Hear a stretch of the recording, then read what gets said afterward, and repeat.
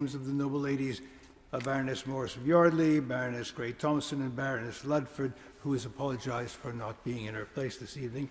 I'd like to apologize to the House myself for having been unable for medical reasons to attend the second reading debate of this important bill.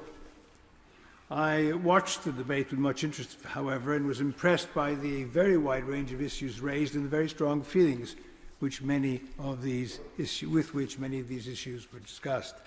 For me, however, the key point was made in the second reading debate was made by my noble friend, the Minister, Baroness Williams-Trafford, who, introducing the debate, described this bill as having one overarching objective, namely to keep the public safe.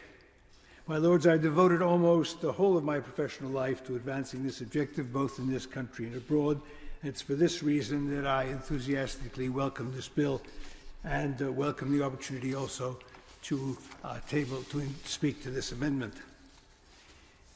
If I were asked to name the most important lesson I had learned from my long experience of policing on both sides of the Atlantic, I would say that it's the importance of accurate, timely, and comprehensive information in reducing crime and making communities safe. Without such information, policing and crime reduction becomes simply a matter of guesswork and luck.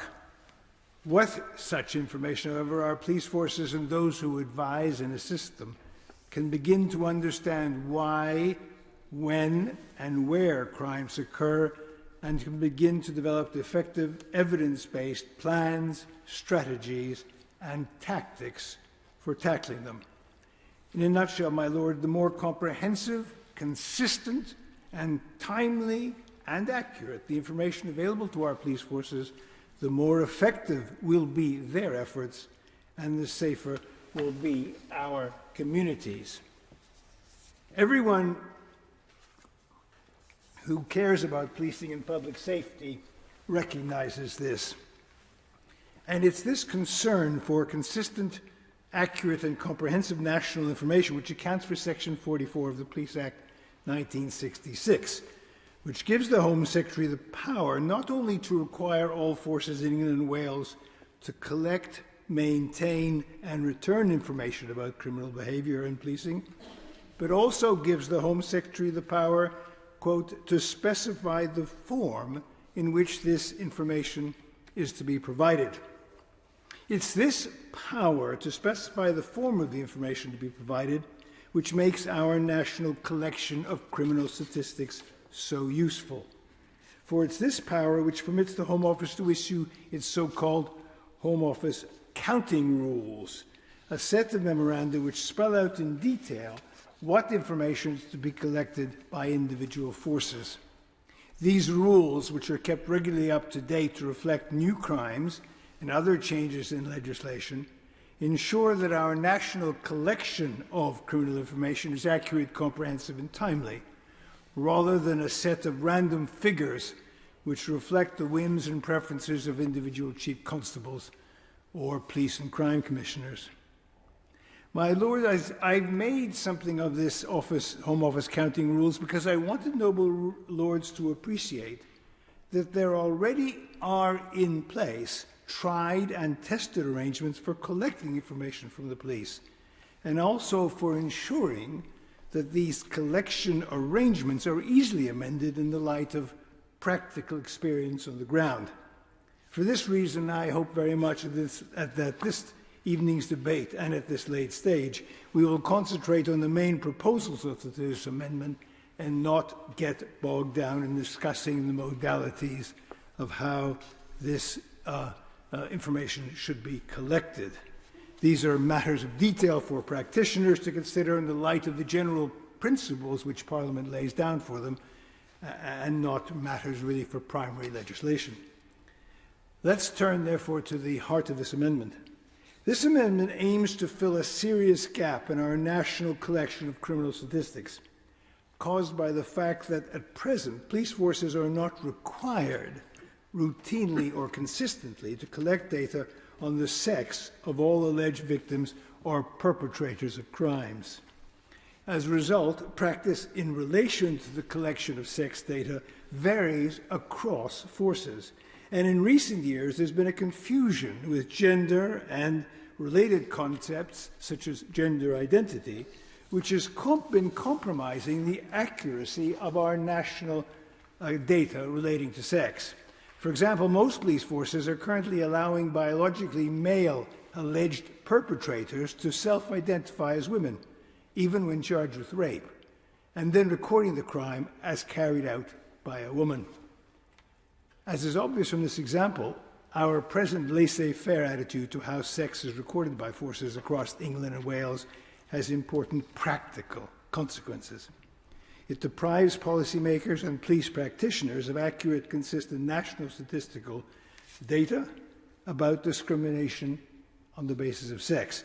It thus makes it very difficult, if not impossible, to develop effective evidence-based policies for fighting these crimes, and especially fighting crimes relating to violence against women and girls, the tackling of which is one of the government's principal objectives and to which it is committed by international agreement.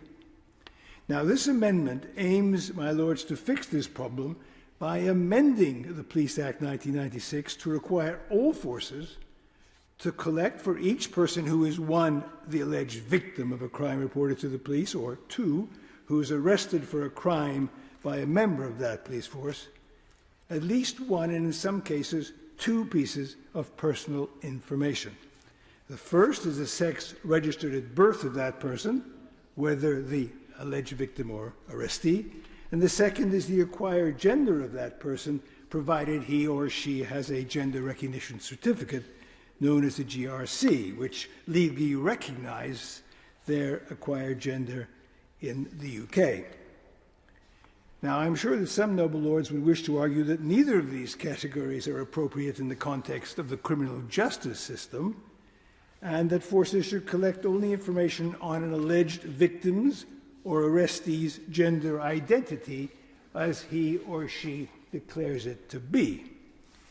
My lord, let me deal with this argument in stages. As for the requirement that forces should collect information about the sex registered at birth, I should have thought that the case for this was obvious. Since criminological research began, information about the sex of victims and arrestees has been collected and analyzed across the globe by sex registered at birth. In my view, it would be nothing short of vandalism to permit forces at their own volition to stop collecting such information. This would at a stroke destroy the essential consistency and therefore usefulness of our national collection of criminal statistics.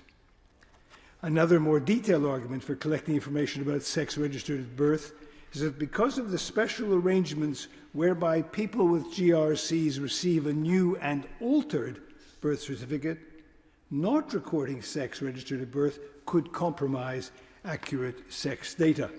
I appreciate that the number of people with GRCs is now small, but all forecasts are for it to grow significantly over the coming years.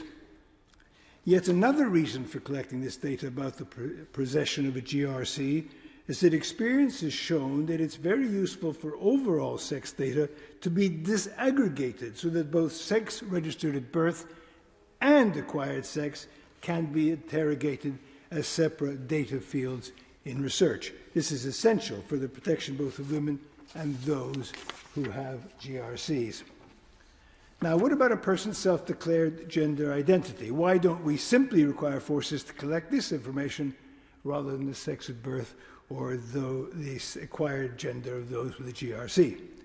The simple reason, my lords, is that at present, in this country, the concept of gender identity is neither definable nor defined clearly enough in our law to form the basis of a reliable, accurate, long-term national information for use in internationally recognized criminological research or even as the basis for policy making at home. Now, this leads me back to the issue of collecting information on those with GRCs. There's been much passionate discussion in recent years, particularly on social media, about how trans people are treated by the police and other parts of the criminal justice system. But because forces are not recording accurate sex data or data about people in possession of GRCs, much of this debate is based not on accurate information but on an anecdote. This cannot be a sensible way to debate important societal problems or to develop effective policies for tackling them. Hence the case for this amendment. It would give us reliable, timely, consistent national data about whether the victims of crimes and the perpetrators of these crimes are male or female, a question which presently cannot be answered with confidence. For these reasons, I commend this amendment to the House. I beg to move. Amendment proposed after clause 170, insert the new words as printed on the Marshall